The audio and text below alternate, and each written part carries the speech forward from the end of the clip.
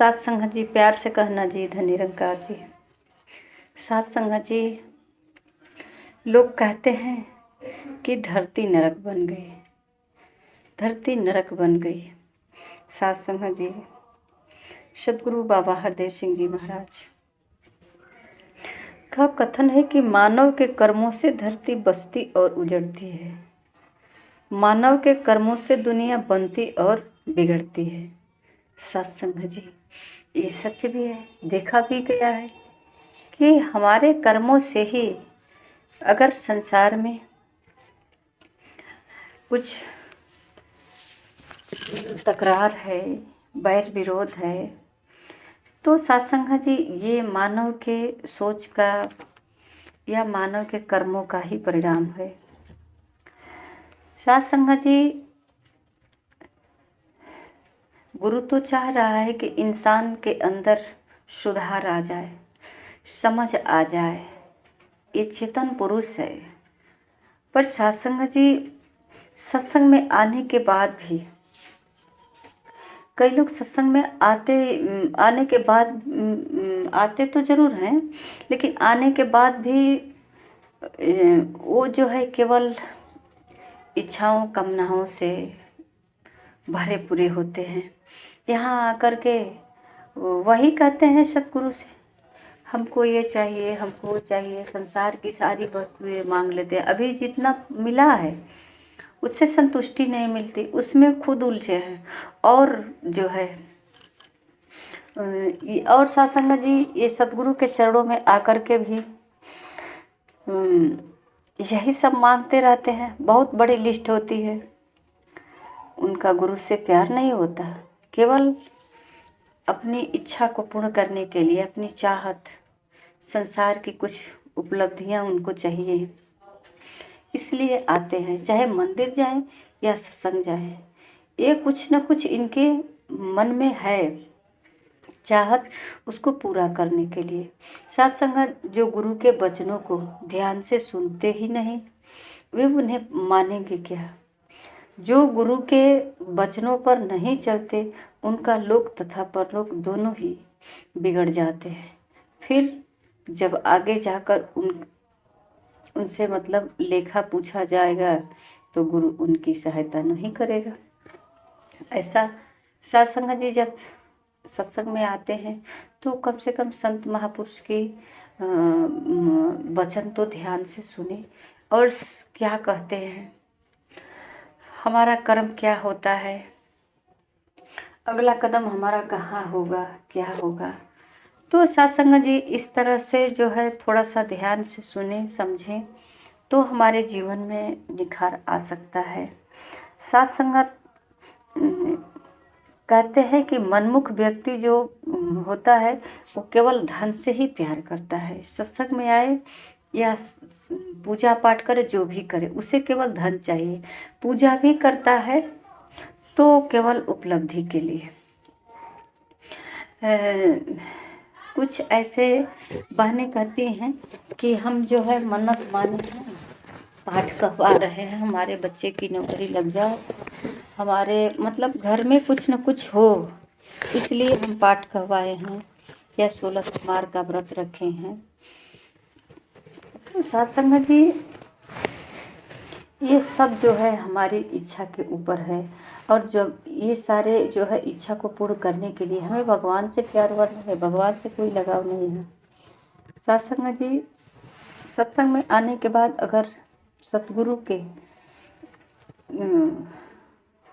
एक एक शब्द को अगर हम ध्यान से नहीं सुनेंगे, एक दिन ज्ञान प्राप्त करने से कुछ बनने वाला नहीं है। हम पूरे जीवन सत्संग करते रह जाएंगे, सुमिरन करते रह जाएंगे, पर साथ संगत जी, जब तक बात समझ में नहीं आएगी, ज्ञान समझ में नहीं आएगा, तब तक कोई फायदा नहीं। संसार की सारी वस्तुएं एक एक करके मांगते रह जाएंगे। एक आज मांगेंगे, 2-4 साल बाद पूर्ण, इसकी अब ज़रूरत नहीं, अब दूसरा डिमांड खड़ा हो जाएगा, फिर मांगेंगे, फिर ऐसे करके जो है ये सब नया पुराना होता रहता है और ये डिमांड कभी ख़त्म नहीं होता। और साथ संगत जी, जब डिमांड होता तो इस भक्ति में नहीं जोड़ा जाता। ये तो स्वार्थी होते हैं, ये भक्त नहीं होते। ये केवल अपने इच्छा को पूर्ण करने के लिए भगवान के पास आते हैं। ये भगवान का प्रेमी भक्त नहीं हो सकते। सत्संग जी कहते हैं कि ऐसा भक्त होते हैं जो भगवान का सच में प्रिय भक्त होते हैं। सत्संग जी वो हर समय भगवान में लीन रहते हैं। इस संसार की एक एक वस्तु को समझ रहे हैं कि ये संसार में है तो सबके लिए है, ये हमारे लिए भी हो सकता है, पर हमारे लिए क्या चाहिए इस समय आने पर ही मिलेगा। समय से पहले अगर मिला तो शायद नुकसान कर देगा। जैसा कि सत्संग जी कोई स्त्री शादी होने के बाद ही बच्चा चाहती है, कोई शादी से पहले तो बच्चे के लिए व्रत नहीं रखता ना। शादी होने के बाद ही कहता है कि प्रभु मुझे पुत्र चाहिए। सत्संग जी कुछ ऐसे ही होता है, जो वस्तुएं हमको नहीं मांगना चाहिए वो हम आवश्यकता से पहले ही मांग लेते हैं और ये हमारे लिए नुकसानदायक हो जाता है, कहीं ना कहीं हमें गलत साबित कर देता है। इसलिए सत्संग जी जो सतगुरु के चरणों में आ जाता है, जिसे समझ आ जाती है, वो समझ जाता है कि प्रभु आप जो कुछ भी कर रहे हैं सही कर रहे हैं। और संसार में जो कुछ भी हो रहा है, जैसा कि सब लोग जानते हैं कि करण करावन हार तो एक परमात्मा ही करण करावन है। तो परमात्मा करण करावन है तो सत्संग जी हमें क्या करना है, हम क्या कर रहे हैं। एक बहन जी कह रही थी कि ये सब कुछ परमात्मा करते हैं तो गलत क्यों हो रहा है। सत्संग जी सही सत्य और असत्य ये सब पहले से स्वतः ही बना है और चलता है। अगर असत्य नहीं होता तो फिर सत्य कैसे मालूम होता कि ये सत्य है। तो सत्संग जी ये संसार दो पाटन का बना है, सही और गलत दोनों है। क्योंकि अगर सच्चा शुद्ध सोना होता तो फिर इतने गहने आकार में नहीं बनते। इसी प्रकार सत्संग जी सिर्फ सच्चाई होता, ये सत्य परमात्मा ही केवल होते तो फिर भक्त नहीं होते, ये संसार नहीं होता, ये प्रकृति की रचना कैसे होती, संसार कैसे चलता। तो सत्संग जी दोनों की ही ज़रूरत पड़ती है। और कहते हैं आपको ज्ञान दे करके समझदार बनाया सद्गुरु, आप अपनी बुद्धि द्वारा जानना है कि सत्संग जी जो ज्ञान प्राप्त कर लेता है, सद्गुरु ने तो आपको ज्ञान प्राप्त कराया, आपको मानव बनना, इंसान बनना ये कला सिखाए कि सब कुछ बनो पर पहले इंसान बनो। क्योंकि इंसान बनना ही बहुत कठिनाई है। हम पढ़ाई लिखाई करके कुछ भी बन सकते हैं, कठिनाई तो इसमें भी है, पर इससे कहीं कठिनाई ये है इंसान बनने की बात कही जाती है। क्योंकि इंसान का चोला होने के बाद सत्संग जी इंसान के अंदर इंसानियत नहीं रह चुकी है, मानवता नहीं रह चुका है। अगर ऐसा होता तो सत्संग जी सबको पता है कि धन कमाया जाता है, और अगर धन कमाया जाता है तो फिर धन के लिए लड़ाई क्यों होता है। सबको पता है कि ये धन साथ नहीं देने वाला है, ये कब तक जीवन है। इन सब की जानकारी होने के बाद भी फिर भी लड़ाई चलती रहती है, हर जगह तेरे मेरे के लिए लड़ाई चलती रहती है। सत्संग जी ये धन का भी छीना झपटी होता है कि मैं बरबस किसी का ले लूँ, इस तरह का मतलब उलझने अपने ऊपर इंसान ले लेता। अगर उसके अंदर मानवता थोड़ा भी होता, इंसानियत होता, समझ होता तो वो समझ जाता कि हम जितना परिश्रम कर रहे हैं उसके हिसाब से हम इस धन का भोग भी कर सकते हैं। तो सत्संग जी अगर एक मासूम बच्चा है और छोटा सा बच्चा है और उसे जो है जवान जो सब कुछ पचा ले रहा है और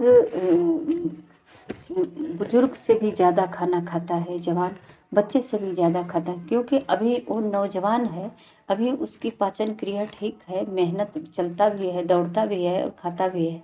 और वही खुराक अगर बच्चे को दिया जाए, बुजुर्ग को दिया जाए, तो साथ संगत जी उसे जो है पचा नहीं पाएगा, उसका तबीयत बिगड़ जाएगा।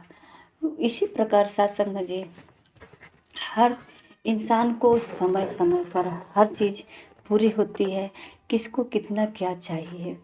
अगर एक अज्ञानी व्यक्ति को उसको ज्ञान वाले जो ज्ञानी को करना चाहिए और उस अज्ञानी को कहा जाए करने के लिए, तो सत्संग जी वो नहीं सक्सेस हो पाएगा, नहीं कर पाएगा। और एक छाई में रहने वाला ज्ञानी व्यक्ति है जो पढ़ा लिखा विद्वान है और उससे कह दिया जाए कि जाकर आप परिश्रम करो खेत में, तो वो भी नहीं कर पाएगा। सत्संग जी ये तो शारीरिक परिश्रम की बात है। इसी प्रकार सत्संग जी ये मन की भी बात है। मन में अपना जो है जो जिसको समझ आ जाती है कि हमारा मन क्या चाहता है, कहाँ से कहाँ भागता है, मन तो क्या करता है। अभी किसी का नुकसान कर दूं, किसी को थप्पड़ मार दूं, किसी को गाली दे दूं, किसी को नीचा दिखा दूं, हम किसी से बड़े हो जाएं, क्या क्या चाहता है। तो सत्संग जी ये नुकसान किसका करता है? सामने वाला का तो कभी नुकसान नहीं होता, ये नुकसान सिर्फ अपना ही होता है, क्योंकि ये अपच हो जाता है। हमको ये नहीं चाहिए, इसको हम पचा नहीं पाते। कहीं ना कहीं भेद खुल जाता है कि ये व्यक्ति आपका नुकसान करना चाह रहा है। तो सत्संग जी इस तरह का ध्यान हो जाता है और सचेत हो जाते हैं। ये गुरु का ज्ञान है, गुरु के चरणों में जो भी आता है तो सत्संग जी उसे समझ हो जाती है कि इस संसार में जो कुछ भी है सब मिलने वाला है और समय से मिलेगा। अगर इसमें से हमें कुछ नहीं मिला तो ये हमारे लिए नहीं बना है। तो सत्संग जी जिस तरह से हम जो है कहते हैं कि गाय को लोग कहते हैं गाय हड्डी नहीं खाती है, गाय मांस नहीं खाती है। जानवर मतलब कि ये पशु नहीं खाते हैं मांस को, इंसान खाता है। वो कभी खाते ही नहीं, अगर उसको डाल भी दिया जाए तो वो नहीं खाएंगे और इंसान खा जाएगा। तो सत्संग जी इंसान खा करके पचा ले रहा है और वो पशु नहीं खा पाता है, गाय भैंस नहीं खा पाते हैं। तो सत्संग जी इसी प्रकार जो है इस संसार में जो कुछ भी है सबके लिए नहीं है। ऐसा नहीं है कि संसार में जो कुछ भी दिख रहा है ये सब सबके लिए है। इसमें जिसके लिए है उसको जो है समय समय से मिल जाता है, चाहे वो परेशान हो व्यक्ति उसको प्राप्त करने के लिए या नॉर्मल हो। समय आने पर अगर चाहे वो जितना भी परेशान हो, नॉर्मल होने मतलब कि समय आने पर भी मिलेगा। और जो नॉर्मल है वो भी सत्संग जी समय आने पर ही मिलेगा, समय से पहले नहीं मिल सकता है। जैसे सत्संग जी किसी नारी को जब पेट में बच्चा पड़ता है, बच्चा होता है, तभी उसके स्तन से दूध आता है। न इससे पहले दूध आया और न बच्चा को बड़ा होने के बाद दूध आ सकता है।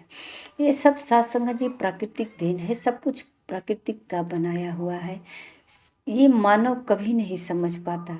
ये सब कुछ जानते, आँखों के सोझा भी जो भी है सब सामने है, पर समझ नहीं आता कि समय आने पर ये सब कुछ हो रहा है, तो समय आने पर भी होगा और घबराने की क्या ज़रूरत है।